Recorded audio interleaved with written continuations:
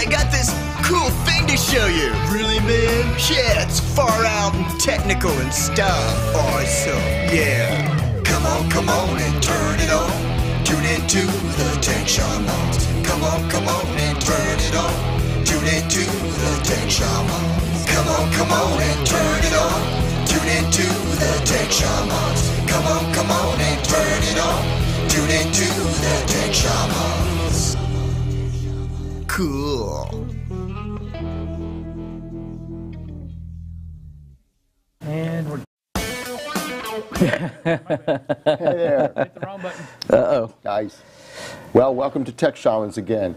We're going to be talking about all kinds of fun stuff today. Awesome. We all need our coffee. I noticed no one's got totally. it. Yeah. I'm getting over allergies. I had to actually go to the doctor for allergies. So, you know. Did you really? I did. This is the first time. I never go to the doctor, but this was one of those, like, I should go before I die. So I went, and so it's good. But, yeah, today we're talking about all kinds of cool stuff. One of the things that I brought, so I'll start off, was my rant about my watches. And so I love my Wearables watch, but I have a love-hate relationship with Wearables watches because I also hate them with a passion. I've got the, this is the Samsung Gear 3 Frontier, whatever it is.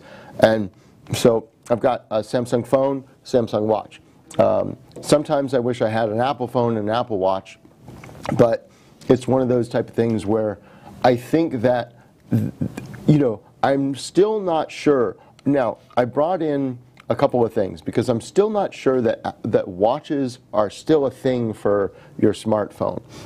I want to because I've been using them for a long time. So when the Fitbits came out, I bought one of those. This is my old Fitbit. It cost me a lot of money, but it's not waterproof, and I like to go paddleboarding and stuff like this, and so I bought this, and I was going to run 100 miles a day with it and everything, and then I bought this one, which is waterproof, and I love it, and then I've even, back in the day, I had a Garmin, and this is what's left of my Garmin after a particularly hairy, rapid rolling trip, and so, yeah, this is all that's left of that. And so I figured I'd throw it out to you guys. It's like, is it worth, and I brought my other watch. This is my actual watch. It's a Seiko, and it's solar powered, yeah, but it's really cool. However, is one better than the other? And I don't know. I love that these can count your steps. I love that it will make me feel guilty when I don't move around after I've been sitting for a while. I don't love that it has my phone calls on there, so I kind of turn that off once in a while. If I'm waiting for a client to call me or someone important to call me, I always kind of turn it on and want to see, you know, who's calling. But it's kind of like those old Nextel phones that you used to see the construction guys, like they'd be in a restaurant like beep beep, yeah, Yes. and then they'd be talking out loud and like a radio. But I don't want to have my phone ring in a restaurant and be like, "Hi Gary, how you doing?" You know, and so that's my thing with those. But you know, are the watches a thing? You know, they're really trying to make them a thing. I don't know. I've got them, but I'm still trying to figure out. I'm a tech guy. I don't know that they're worth it. I mean, this was $300, and the newest Samsung phone is really cool, and it's $400.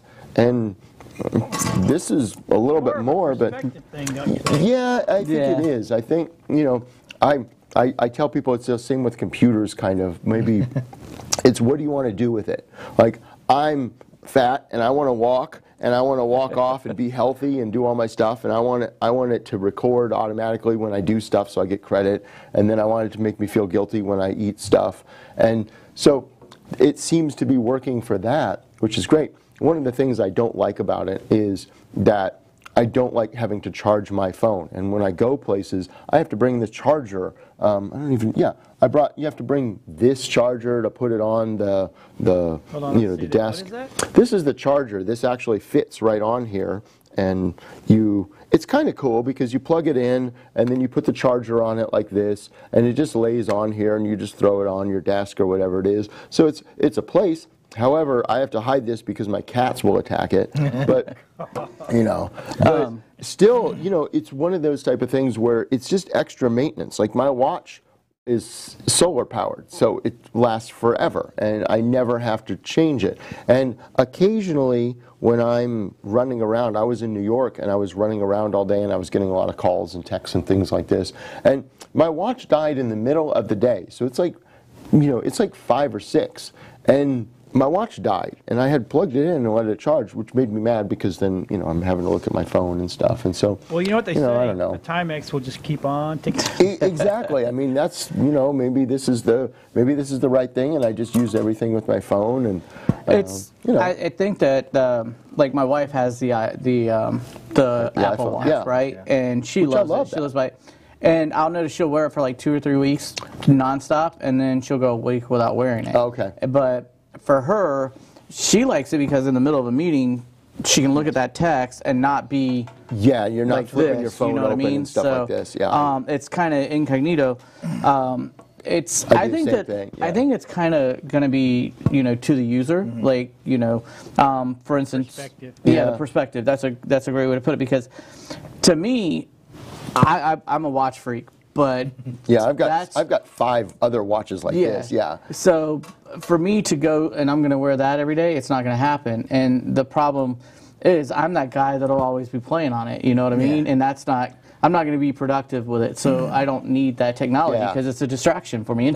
And we know ourselves there is technology that's a distraction, and there's technology that we need for work. Yes. I don't need that for work. Yeah. Now, true. if I was sitting in a board meeting all day, and I've got to answer texts and emails and everything. I could be. Like being able to look down and see that. That's fine, but that's not my lifestyle. So I think for me and for like you, it's a distraction. For where my wife, she's sitting in a board meeting for 3 hours. Yeah. She still needs to communicate with people. Exactly. It's a great way for her to be able to do it Just in be a able small to go form yes, factor. no, yeah. But that is the thing. Like you could literally tell whoever you're working with or your assistants or whatever it is.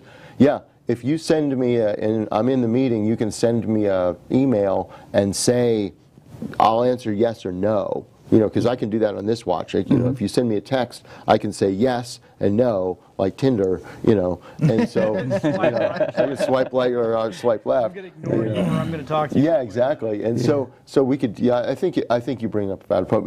That's my love-hate relationship. I keep wanting to make this work. And then think about the young lady. Did you see the story? I think it was on Channel 8 or Channel 10, one of the local channels, right? The young lady was wearing her Apple Watch, and it alerted her to her blood pressure and her heart rate and everything. See, that's cool. And that's kind of cool, but it's also kind of scary in a way, because are they monitoring me that close, and who's got access to that data comes into play, Whoever owns it, whoever it is exactly. got the data. Yeah. But it saved her life, and that's technology coming into a good stance. Yeah. But how far are we going into that realm without allowing the consumer to know up front? Because we didn't know that was built in yet. We knew that it could do the steps and everything else. I've got my heart rate on here and stuff like this. And Apple Watch, they partnered up with just before the 4th gen came out. They did partner up, I believe it was either Harvard or Stanford, but they were doing an Apple Heart study, and you got to join it. And what they were doing is they were watching to find out if you're going AFib or not. Oh, wow. And you had to participate in it just like a regular medical trial. Yeah. And as you wore the watch and stuff, and in the background they were keeping readings. But during the study, if they found that you became AFib, they were taking care of you because they wanted to study what happened and stuff. Yeah. So when the 4th generation came out, now they have an EKG built into it. So now not only does it monitor your heart, but now you can literally take I guess it's just like a telemetry of your heart, electrical signals. They can only do like a single pass, but it's enough for, you can take it to your cardiologist and say, hey, look, I don't feel good. And I'm not feeling good, and he can say, hey, Or you could send it right to them. What I'm hearing you say is now the government is monitoring our health, and they report it back to the insurance companies that jack our rates up. It'd be perfect. Exactly. Exactly. Yes, I am the conspiracy guy. It always goes back to that who owns the data owns the world. It's the money. It's follow that money. Follow the money. If I can collect data, then I'm very, very valuable. And that's all these tools are. Right. At the end of the day, for the company side. for us as the consumer sides, we're looking at it from the health benefits and stuff like that we're getting from it.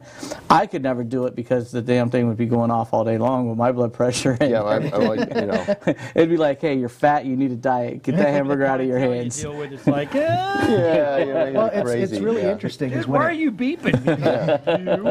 It's really interesting is like when you might mentally not be thinking about anything, or something might be stressing you out, but all of a sudden out of the blue it pops up and says, you know, you're resting, you're not doing anything, but all of a sudden your heart rate's up to 120 beats a minute. What's going on? You know, and they kind of alert you and you're like, oh wow. And then you realize, I've done it a few times where like I'd realize, wow, I really haven't had anything to drink all day. And then the first thing I do is I stop what I'm doing and I'll go get a drink of water, and I start drinking some water and stuff.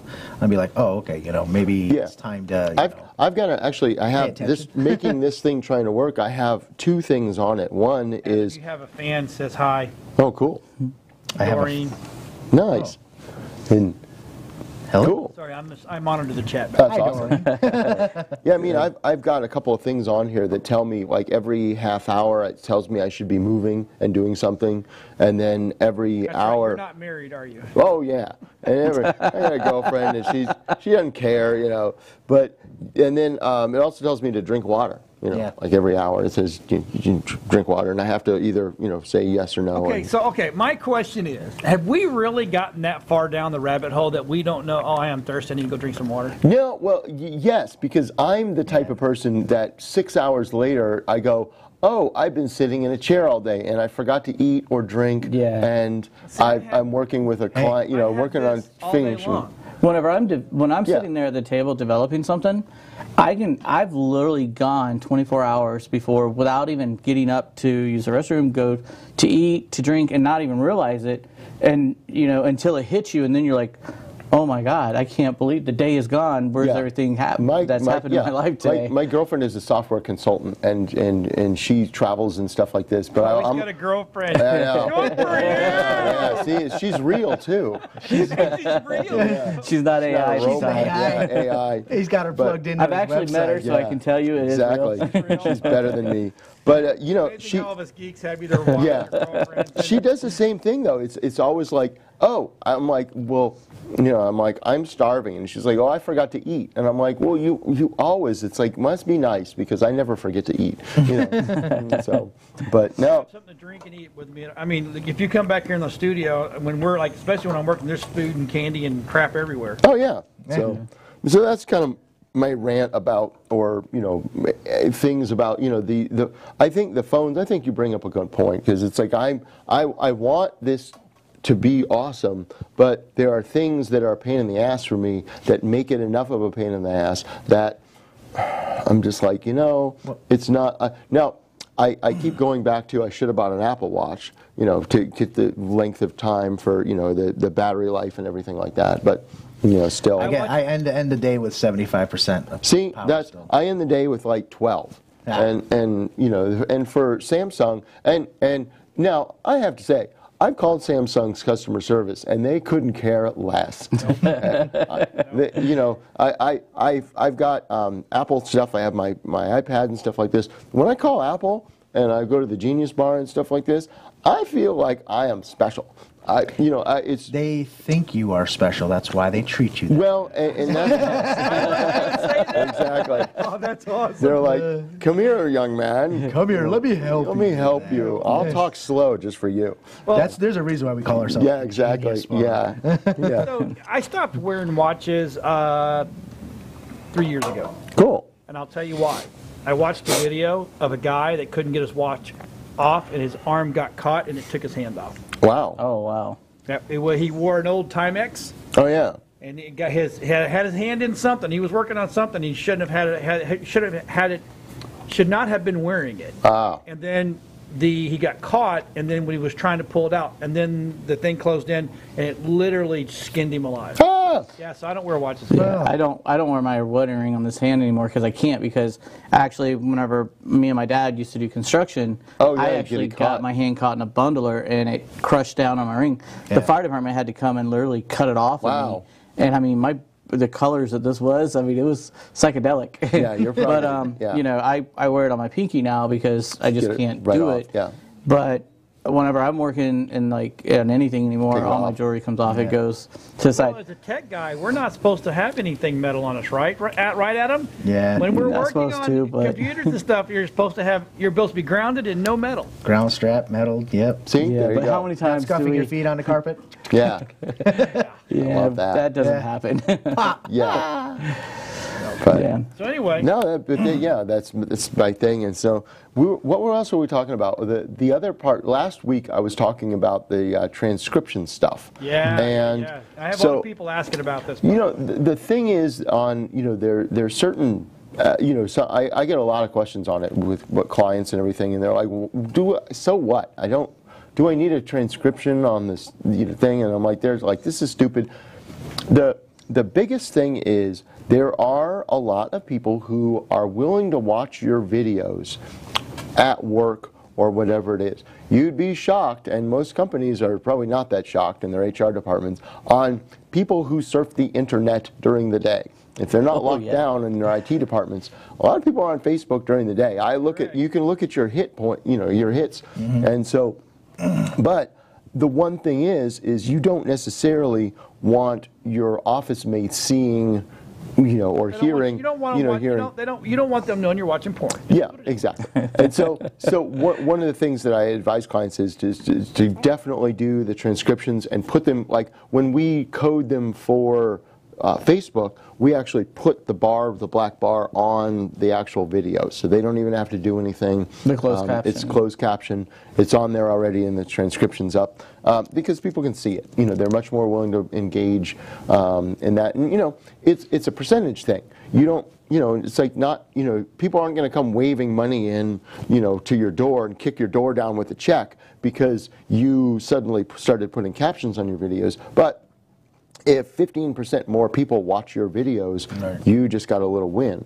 And so what we do is we run them through either a couple of services, basically. So we complete your videos, and even if you completed your video, say you shoot a video on your phone, you could upload it to one of these services, and they will do the transcription for you and give you a file that you can put in for those. But then you become an editor. Yeah, and then You have to know how to edit that. yeah. And then, well, there are some services that you can actually just drop that in. Even YouTube. If you put the transcription in YouTube, it'll do a much better job and faster at getting the algorithm matches. Yeah, and getting it up, and then Facebook has an option that you can put the transcription in too.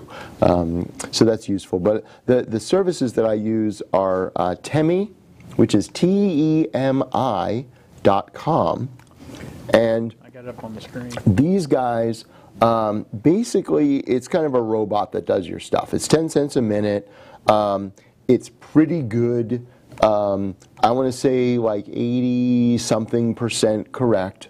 And it's super inexpensive. So it's 10 cents a minute. It takes a few minutes. I've never had anything take it says transcription in 5 minutes. I've never had it take that long. It's usually a lot faster.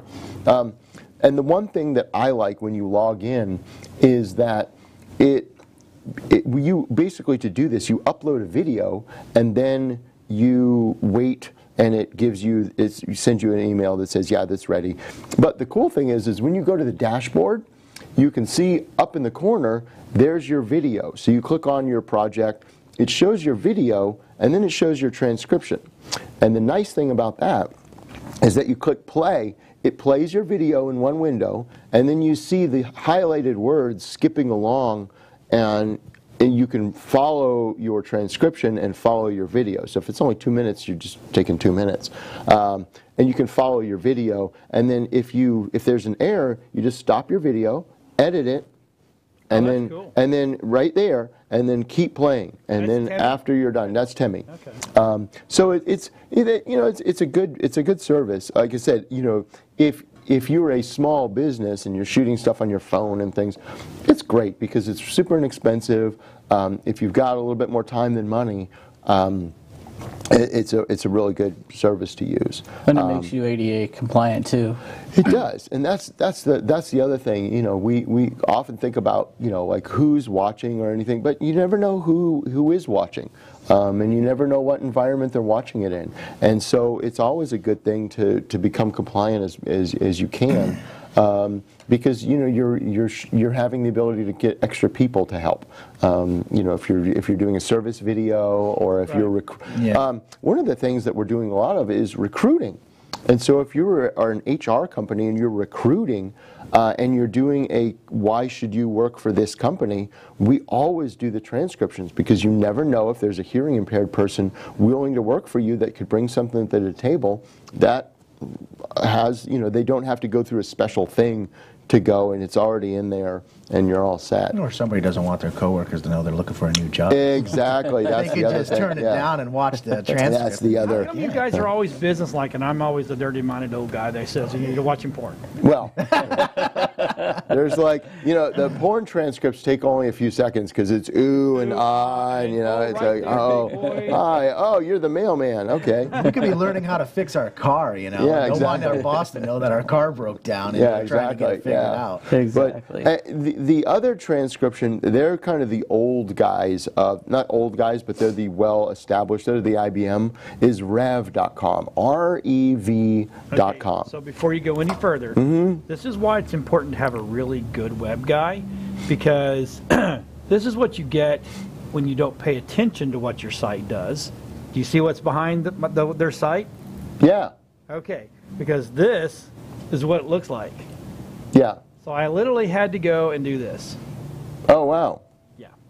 So, hey, transparent background's not good though. No. Yeah. Yeah. They've made some cool stuff on here, but that's not.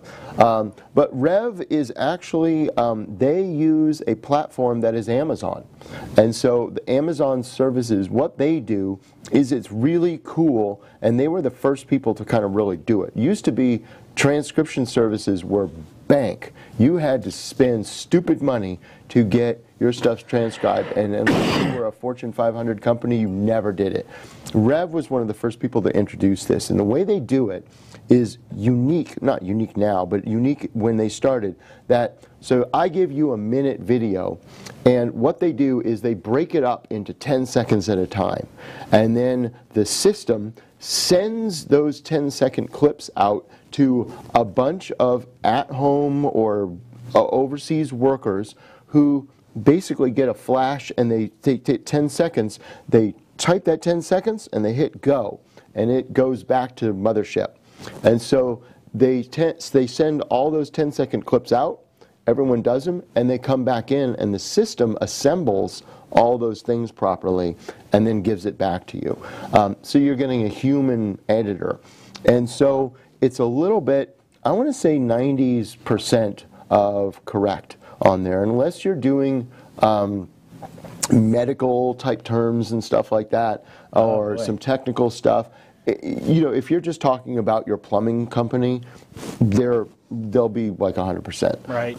They're really good. They do closed captions. I do like the fact that they do the foreign subtitles. And they are actually really good. Foreign subtitles, captions, and transcription. I just did for a client. They were doing some things, and I was working up in British Columbia with them, and they needed to do French transcription. And oh, wow. they nailed that. The people who looked at it in the French company were like, yeah, this is really good. They were, you know, because it was $7. Now, it was, I think, very, very close to $7 a minute. But it was only a 3-minute video. But if you have so if you're running a commercial, this is where I'm looking at. I'm looking at the, you know, the marketing side of it, yeah, or television. So a 30-second commercial used to cost me $175. Yes. Now I can go to this person, they download it, I can do it myself for, okay, even if it's $7 a minute, yeah, I'm looking at $7. Yeah, they have like a minimum, but it's literally. If it's 21, it's still cheaper than you could distribute. I mean, just think if you had a particular video that you were trying to market your, you know, my watch koozie or whatever it is on Etsy. you could literally put a video together and send it to 15 countries that you could ship to, and and you could run ads if you wanted to. Think about the SEO side of it too. I mean, if you think about it, at the end of the day, you're talking. Now I've got a blog, a written blog. I have a video with transition schematic markup in it. I can put it as a link, and then it's another page. There's so many things that we can do with it once we have it transcribed. It becomes like 6 different properties for you. Yeah. At the end of the day, which is a lot of domain authority coming back. You had made a good point a while ago. Rusty had made a real good point a while ago, which is if you're going fishing, having 1 fishing pole in the water is really good, but having 6 fishing poles in the water is a much more likely chance that you're going to get that fish. And it doesn't guarantee anything, but the chances are you're just helping yourself, with this. And both of them, the Temi and Rev, the nice thing about it is for like entrepreneurs or small business people, it's not a 9 to 5. It's 24 hours. And so if I go and I upload my video at 10 o'clock, by 10:05, I've got a video transcribed. So that's a nice part of that. Yep. And it goes back to what we were talking to before the show this morning, about with the changes that Google is going through right now. They're massively changing everything on the consumer side and on the business side. And it's going to become very difficult for a small business owner, a mom and pop, to afford to do the content they need to do to become that authoritative figure nowadays. So it's going to become very, very hard.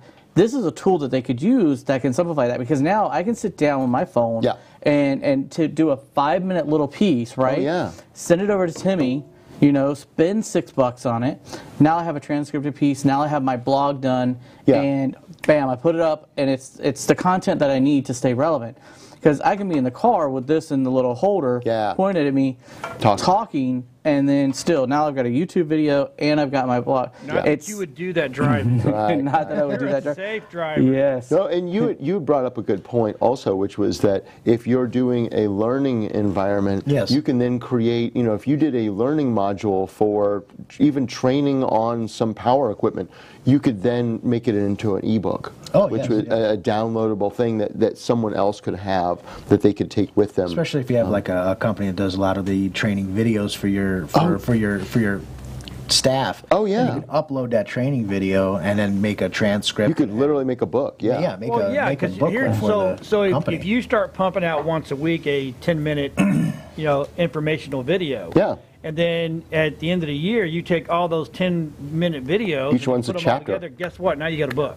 Now you're Mm-hmm. published. And then, and going on that, and John, I want you to chime in on this one. I was listening to a podcast the other day. They were talking about relevancy with your videos and stuff like that too. And I love this. I love this one. So everybody's saying that it's got to be less than 2 minutes, right? It's got to be 2 minutes, because that's all the extension span is for these people. I've never subscribed to that, from the beginning. And now you're starting to see all these people that were saying that it's 2 minutes, that it doesn't matter anymore on how long it is. It matters about the relevancy of the content that you're putting out there to what people want to hear. Right. So, this gives you that opportunity that it's scalable across the board everywhere, right? So the Susie Homemaker that just wants to put her recipes out, I can do a video making this stuff, right? And then just send it out and have it transcripted. Now I have my recipe done too that's on my website for them. So, John, talking about that with the relevance, relevancy versus time in the video, you've been in this a lot longer than all the rest of us. 35 years in this world. We've had this conversation many of times, and both, I think me and you agree. Remember, we were over Newport Richie going. I was so annoyed by that 2 minute time limit. It just doesn't work. Well, we were over at Synapse event last week, and it came out of the mouth of babes, which is I love the fact this kid, if he was more than 25 years old, that's really pushing it. And even he said the myth of the short video and the short attention span is exactly that. It is a myth. Your content index has to be extremely strong in the beginning and throughout the video, and you will hold people. so let's take the millennials and the Gen Zs, the younger kids, right? If their attention span was short, they wouldn't binge Netflix, they wouldn't binge Hulu, and they wouldn't binge Fortnite or whatever they're playing. They would play a little bit and then they'd be bored. Yeah, exactly. So everybody's attention spans. But they'll sit there for 16 hours playing these video games. Yeah. But yet you're telling me they won't watch a 2-minute video, Right. Yeah, and that's not true. I've gotten into that discussion before with clients, and I'm like, well, if it's interesting, if you're going to do a video like this and talk about how I am going to provide the best service for you because we provide the best service, I turned you off already. I will. I want to kill myself. They show boobs. I'm just saying, boobs will always hold attention. Look, these toys that they're doing on the YouTube channels when they're unboxing. Oh my these gosh, kids' attentions are like focused on it for an hour. Yeah. My son sits there and makes those now. Yeah, my son will sit there and do those with his toys as he's doing it. Now they crazy. said, you mentioned that, but I just watched a new watchmaker. I spent about 20 minutes with them doing an Omega unboxing. So yeah, I can't say anything. Yeah, it's all about. They literally opened the about box. the content. I think call it a content index. Yeah. And if it's not high in the get-go, from the get-go, you've got to grab. We'll lose them. I was watching because I was doing something else and I had both screens up, and sometimes I'll just flash through videos on YouTube and stuff like that. I saw this Facebook Live, and I'm the guy that will either flip through it real quick, like Cedric said. You remember Cedric? Mm-hmm. Yeah. Cedric does some of the best lives on the web that I think out of all motivational speakers, he's probably one of the best I've ever seen, and he keeps you engaged. I was watching, these Pearl girls and stuff like that. You've seen these Pearl parties. They're coming very, very, they're getting out there nowadays. I mean, they're doing them left and right, and they're lasting like an hour long.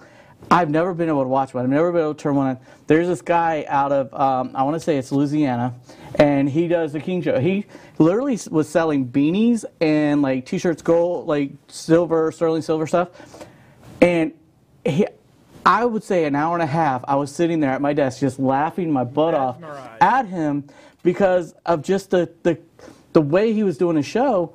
And I'm watching his numbers, and throughout the whole show, I think the lowest I saw him drop was 134 people watching him live. Yeah. Wow. And there was a guy that came on there that does Pearl shows, and he was actually giving him props for his Pearl show. And he goes, but I'm going to show you how to really do one.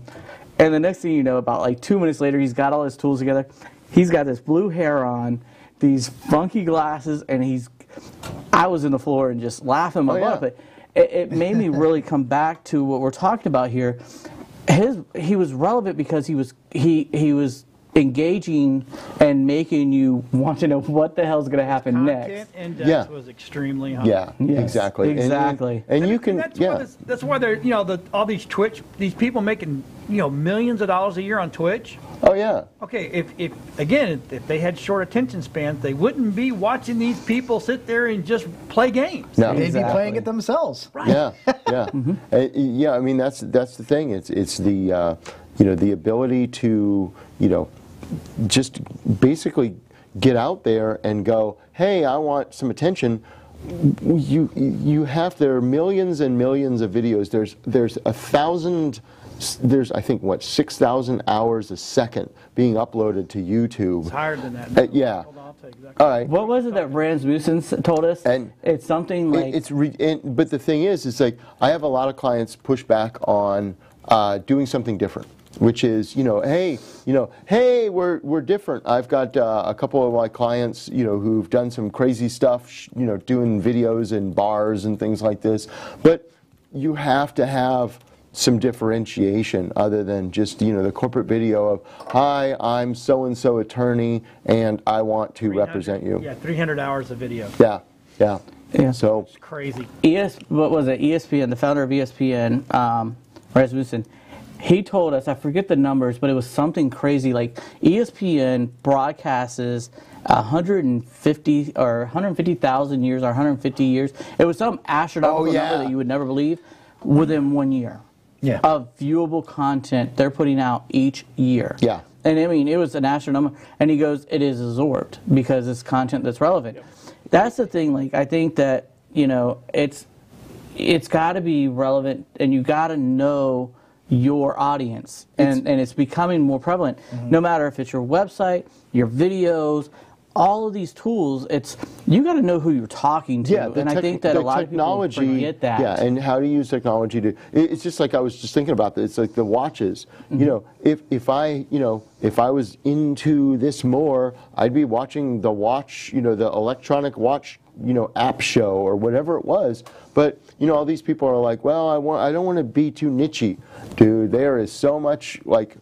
You know, that's where the money's at. It's not a bad thing. I'm just saying. I have a couple people who, you know, will do some crazy niches, and you don't think about, you know, they're like, I do, you know, X bug removal or whatever it is, and you know, they've got, you know, 60,000 subscribers, you know, so you never know. Okay, so We Beam TV, we decided not to niche, right? Right. Or niche. We're not niche. Because my online mentor, which is it's Watch. I follow everything this man does, and that is twit.tv. Yeah. It's all tech. I don't want to be all tech because I don't want to be competing against him. Right. And then I also, you know, we also have shows that are heavy like Rooster Teeth and stuff like that. So. Well, yeah, we have a good mix. This is an overall TV station, so I mean that's like, you know, that's like saying, you know, NBC should only focus on comedies. You know, that's not. NBC should just get off the air. Well, yeah, they should.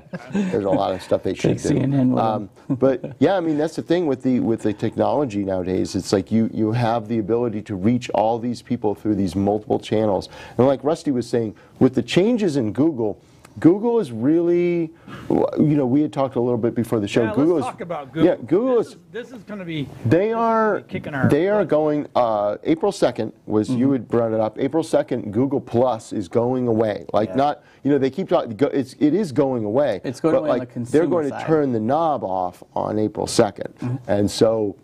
All those things. Google Shortener, the URL shortener is going away. If you don't already have a account with them on the business side, you're not going to get it. Yeah. Which leads me to think there's something going on with the algorithm that they're going to change how they're indexing, because Google was big about having it shortened. They like the shortening pays. In Instagram, Twitter, and Facebook, you almost have to live by it. It's to the point whenever I found out that they were doing it, we started developing our own. So we're taking one of the assets that we own, and we're going to actually have our own URL shortener, because for our clients, for ourselves, you know, I've got some URLs that are like, you know, and where's your text in your blog, because you know it's all URL. Yeah. But you know they're doing that, and they're, from everything I'm reading, they want to try to push all the businesses to show that they're the more of an authority figure by content. Yeah. And the traditional mom and pop business who are struggling to be online as it is, because they already work 80 hours a week. You're making chairs or whatever it is. You're doing the business. It's going to make us more important, the guys in the industry that can do it, the content builders and stuff like that, but they still can't afford us, right? So I think the tools like Timmy and Rev are now going to be more important for them to be educated on, to use those, because content is king as far as you being a domain, being the authority in your genre. So if you're a plumber, you need to show Google, I am the authority figure. And it's not only you showing them, but now you have to have Facebook showing them. You have to have other sites relating to the industry talking about you. It's going to get very, very hard for mom and pop with what they're doing, algorithm rise. Not everybody can be the absolute online master of it. No. It just doesn't work that way. Well, and one of the things that I've been getting a lot of lately is that I've got a number of clients right now that have signed up for me just to be kind of a consultant, and they go like, come in for 2 hours a month, and you come in with a game plan. You know, I'll create a game plan for them, like a playbook. Literally, here's what you do Monday through Friday or Monday through Sunday, and these are the things that you do based on the time that you have. And I'm going to come in each month, and we're going to tweak stuff, and we're going to have a therapy session about how things are going. I'm going to hide out. And that's hold you really hard accountable. because you have to hold them accountable. Yeah. But at the end of the day, they're holding you accountable for not holding them accountable. But Right. when you give them this nice to-do list and they don't do it, you want to strangle them. Well, and we have that Good discussion. way of taking your business model and saying, you know, look, here's another revenue stream. You're not having to put too much into it. Yeah. At the same time, you're able to educate them on how to do it themselves. You can, it's a here's what you can do yourself, but you know, Yeah. it's consulting, and I think that's a good idea. I think any company that's not willing to educate your own client is just doomed to fail. yes, yeah, It really is. I mean, we've got to make our clients smarter. And a lot of people are like, well, if I show them how to do it, they're not going to need me anymore. Actually, no, that's absolutely the opposite. It's You a show them how to total. do it, and they learn how this is not as easy as it seems, even though I know how to do it. Right. It just makes you more valuable. Well, and that's a lot of what I have is that we've run into that type of thing, which is, here, do it yourself. This is the way that I would do it if I could, you know, if I had the hours. And sometimes they're like, hey, can you take this one part? I'm like, okay, we'll do that for you, and I'll do that part, and you do this part. A lot of times when you go to educate them too, because I've always used educating as a selling point, right? Same. I show them, look, this is what you're going to have to do, and get into the nitty gritty. It's almost going back to that selling feature of you got to find that sore that they have, and you got to rip off that Band-Aid, you got to rip off the scab.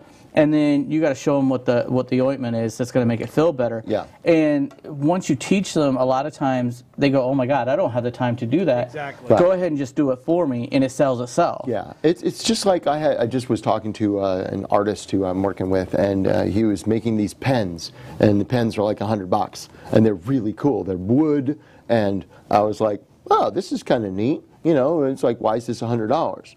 Well, we take this and we take layers of zebra wood and put stuff together and all these things, and I drill a hole, and it takes like 16 hours because I put 16 coats of enamel and then polish them using a, you know, whatever. I'm like, wow, now I understand why I didn't try and make that myself. And it's the same type of thing with ours. It's like, okay, well, now when you go under the hood and see all the things that go into it, you know, it's just like making a video. Well, why is a video not $100? Well, here's what we have to do. Right. I love whenever I'm like, the other night I was designing a logo for a customer, right? I absolutely hate the logo. It's not what I would ever build, but Hey.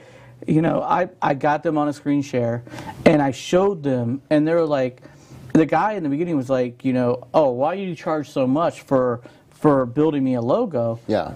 Well, when I got him in there and I started showing him all the stuff that I'm doing as I'm making changes with him online, he's like, how in the world are you doing that? How are you? And I'm like, well, you know, this is the hours of education that I have on this one software, and then here, you know, that's my specialty, right? This is my software. I know it inside and out. He goes, there's no way I could ever do this.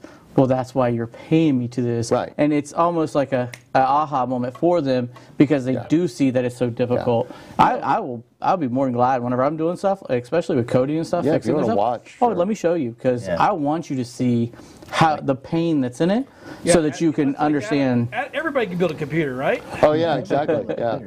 Well, it's You're the not grounded and you short out everything in there, you're running the motherboard. it's the same thing. It's the skills, and we were just talking about a battery. $1,500 down the drain, no Well, big deal. yeah, that's the thing. It's the skills involved with understanding. You know, I can probably replace a battery, but there's about probably 16 ways that could go wrong if I don't have an understanding of how that whole system works and everything else. It's like, sure, I can order something off of Amazon and watch a couple YouTube videos and possibly do it myself, but then when it doesn't work, or when flames or smoke starts, you know, but Like the that's boat the mechanic analogy that's go all over the internet. Oh yeah, I love that Where the one. guy walks over with a hammer, strikes the motor into one spot, and it fires up, and they got mad because he sent him a bill for $10,000. Yep. He says he wants it broken down. He's like, the cost of the hammer was like $1. He's knowing where to strike was $999,000 or whatever. Yeah, It's crazy. And I'm like, exactly. yeah, that's great. Yeah. That's like, I need a new battery in this, in my iPad, and I could probably go and watch YouTube and do it and order, you know, a battery online and stuff. I'm not going to, because the first time I pinch my finger trying to pull that apart, it's going to get ripped apart, and then I'm going to be out. So what I'll do is I'll hand it to Adam and say, Adam, put me a new battery in it, and let them do it. And like you were saying, you know that one particular tool inside and out. I know that, like, for some watches and stuff, there's certain tools that come along with the thing, and that if you're a professional, you of course have those tools. It's just like with my editing software, Photoshop and things like that. I know that inside and out, and so if someone says I need to do this thing, I can do that thing. Yeah. But like with you, there's probably a number of tools that do you just because I have the tools doesn't even mean I know how to use them. Do you invest like, you know, $10,000 worth of tools so you can do this one job this one time for yourself? Right, exactly. Or are you just gonna, you know, let the professionals handle it who use the tools on a daily basis? Cost you less money. You know, That's it's like- definitely going to cost you a lot less money. It's but- like then trying to is- fix your own computer. or Is there car. 5 other things that I could be doing that's more productive, that's going to generate me more income or generate me more time than me trying to tear this apart where I can hand it off to you? Or for me to do, you know, I can do video editing, but the 4 hours it's going to take me versus me handing it over to Erik and Erik doing it in 20 minutes. Right. My time's better spent. Sometimes we have to remind our customers that too, because they forget. Yeah, I want to do my lawyer stuff blind. over here, and you know, I'm charging $400. I charge, you know, $175, and if me doing that thing is over an hour, I got to weigh.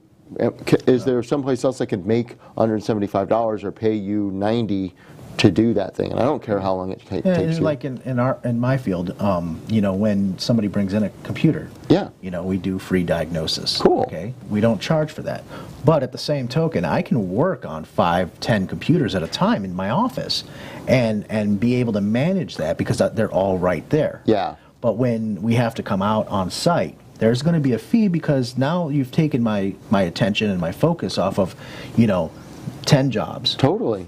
And you've reduced it down to, I'm just going to be focused on you. So, and now you're not only paying for, you know, you're paying for me to be there, you're paying for the expertise I'm bringing to you, and I'm giving you and your computer all of my attention. Right. So that's why, you know, and that's the same analogy, you know. It's very good. Yeah, so. It's true, and that's the thing. It's like John was saying before with the videos. If we have to, you know, if you come into the studio and you know, shoot a video, it's one thing. But if we have to go to you and set up lights and everything else, then that's a whole. Let me give my example. Yes, that's a good one. This is a good example. So I do have a client that when we go, we charge more, and they're like, "Well, why do you charge more?" And I said, "Well, this is why. When you come to my studio, you eat up 2 hours of my 30 minutes before, the hour of the show, and 30 minutes after. My rate is $125 an hour, and I'm very open about that. Right? So now they want us to come on site. So we go on site. Well, I'm packing my gear up in the morning, that's an hour. I'm driving there, that's an hour. I'm setting up, that's an hour. I'm shooting, that's an hour. I'm tearing down, that's 45 minutes, and the drive back's an hour. And then I have to unpack the gear, that's another hour, and set it up. So now I've gone through 8 hours at $125 an hour, so you're looking at $1,000. Yeah. That's why it's more expensive. Yeah. So you can either pay me $250 and come in and do the shoot, or I come to you and it's $1,000. Well, and again, it's one of those things. Is that and there may be some people who, like I've got a couple of my lawyer clients, they charge over $400 an hour, and if they could be sitting in their office charging $400 an hour, you're coming to them, and they don't care, you know. But it's the same thing with the technology. It's the ability to use it. I've got a lot of people who are like, "Wow, that's a great picture. You must have a really good camera." I'm always like, well, you know, I will spend a day. I will spend a day on that. You know, it's like I can take a better picture with my cell phone than many people can with, you know, really nice cameras. But the thing is it's one of those. Yes, it is a great camera. However, you have to know how to use it, and you have to know all of the things that go on to make a picture, and composition and lighting and everything. And so it's one of those that the technology, it's just like my watch. It's like we started this program, like my watch. This watch is awesome. However, I don't love it primarily because I don't know how to use it as well as I probably should, because I haven't really sat down because I'm impatient, and I probably should sit down and use this watch a lot better. But I go, you know, if someone says, "Oh, I ran 6 miles and it tracked me and did this," I went, you know, I'm not going to go, "Well, you have a really good watch." I'm going to go, "You probably ought to know how to use it," you know. Right. And so it's one of those with technology, you know, that's what we're talking about here. I know camera guys that they had inexpensive cameras that looked good and worked well, but they still didn't know how to use it. Yes. And then all of a sudden they got excited because they bought another camera, brand new, and that was 5 times the amount of money, and they still don't know how to use it. Exactly. Learn how to use the product and learn your skill before you worry about buying the brand new tech. Yes. Yeah. Because Exactly. I don't care how good the tech is, if you suck, you suck. Yeah, it's like that with. That simple. It's just like with what we have. I'm not sugarcoating anything. Yeah, no, it's like the iPads and the computers and stuff. Just because you buy a new iPad doesn't mean you're going to be more productive. That's It correct. means that you've got the newest and latest and greatest, and it's a little faster. But if you don't know how to set your life up to be more productive in your business and your personal affairs, it doesn't matter that you've got the latest and coolest, MacBook Right. like you do, that it's going to be, that you're going to do that much more work. So you have to know kind of what you're going to use it for and know what you're doing and learn that. Yeah, it's So- you gotta be a master of your skill set, and you gotta be a master of the tools that come with that skill set. And nowadays, that's I think what's the difference is because anybody can go out and buy software nowadays. Oh, yeah. I mean, there's not proprietary software unless we're writing it in house ourselves nowadays. It's not the industry's changed. It's no longer you have to be certified to be able to buy this and Right. use this. Yeah, it's not like Microsoft anymore. What sets us a difference is, one, the price that it costs to get those tools a lot of times, and then two, how we use them. And then, we were talking earlier before the show started about there are tools out there that are really cool that we love to use, like Basecamp and Slack. Yeah. I can't stand Slack. And, Gidget and Hootsuite and everything else. Yeah, these are like productivity. They're programs, productivity basically. tools, they're efficiency tools. The thing about it is, if we can go and pay a monthly subscription for $100 a month for Basecamp, right? Yeah. And we can use it to monitor, put our to-do list and everything else together, put our clients in there. But if we don't know how to use it and we don't educate our customers how to use it, And the that's benefits. a useless $100. We're throwing $100, Yeah. $1,200 a year down the drain. I have, just because you set up this cool Basecamp and stuff, I have 2 clients that I've tried to use it with. We use it with some, but I've had 2 clients that have been like, no, I don't want to use that. I'm gonna text you, or I'm gonna send you paper, or whatever it is. They want to do it their way, and if you want to keep them as a client, You're going to then do it that way. You're going to do it that way, or you don't have to. And It's so inefficient, but at the same, it's what the client wants, Yeah. and it's sometimes I may price that accordingly. not going to I happen. really think you should learn if you do something or do something for a living. You should always learn how to do it, basically like the old-fashioned way. Get as good as you can get with the tools that you have. Yeah. Then when you comes along and somebody provides you with a tool that says this can happen and this can do it faster, now you have the understanding of what that tool's doing for Exactly. you. So now you can implement it, and integrate it into your system and make yourself faster and better at what you're doing. If it makes it easier, but you still need to know and understand the concept of what it's doing, because something right. breaks or something happens, you have to still know have to- how to fix it. And sometimes you'll find that once you understand and you understand all of the workflow, you understand all the bureaucracies that are in there, you may find that someone comes to you and tells you, hey, this is where you need to go next. Yeah. But because of the change in the workflow, it doubles up your work, the amount of work it's you're not going to efficient have, anymore, yeah. and it's not efficient. Now you need to find out whether or not that product is worth your investment in time. Exactly. Do Yeah. you want to learn something totally new? Or if you understand it, then you know that by doing it this way, they've just doubled the work. Maybe they don't understand. Yeah, I may want to wait a couple of versions or whatever. Well, it is, they may have learned to do something a different way than you have. Yeah. And they might not know that you could do it this way and do it better. Yeah, or So you faster could or just be whatever it buying is, yeah. software that or a component that doesn't do anything for you, like your watch. Yeah, no, it's true. Yeah, exactly. But see, like for me, it's same situation.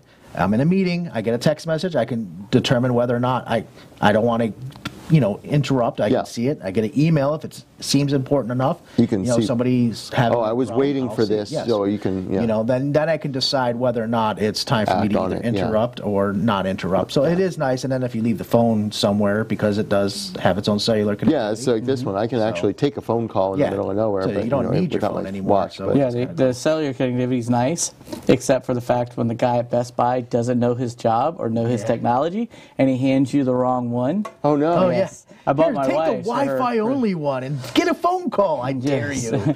It's like, so I was very specific with him. I was like, I want the one that I can add to our cellular plan, right? And I want it to have its own phone number. Yes. This is it. This is it. I even paid the price for it.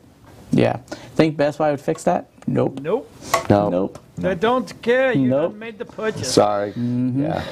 Yeah. Training of the technology comes after they get hired. Yes, they do. And that's the problem. There is no, and it's the same. Okay, look at AutoZone or any other company like that. For instance, you don't need automotive knowledge to sell people. To look up a part. Which is scary. Yeah. Yes.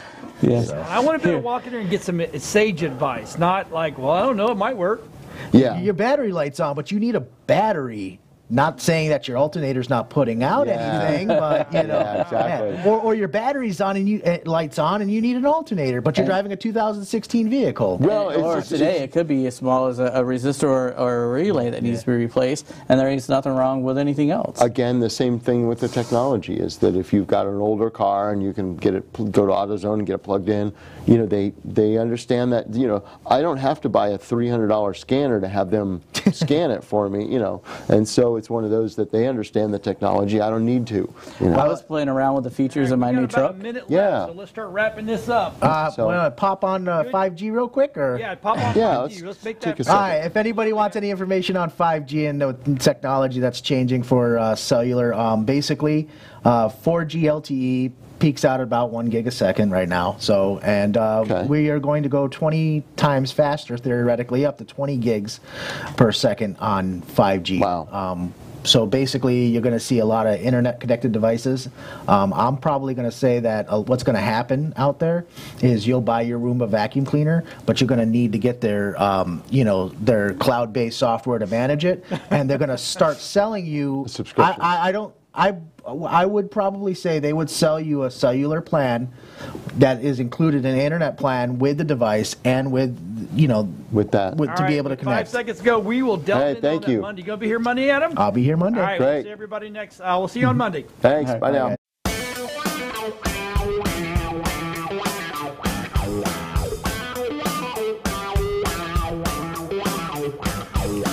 We got the plans 'cause we are the Tech Shamans. We understand 'cause we are the Tech Shamans. Dude, I got this cool thing to show you. Really, man? Yeah, it's far out and technical and stuff. Awesome. Yeah. Come on and turn it on. Tune into the Tech Shamans. Come on and turn it on. Tune into the Tech Shamans. Come on and turn it on. Tune into the Tech Shamans. Come on and turn it on. Tune into the Tech Shamans. Cool.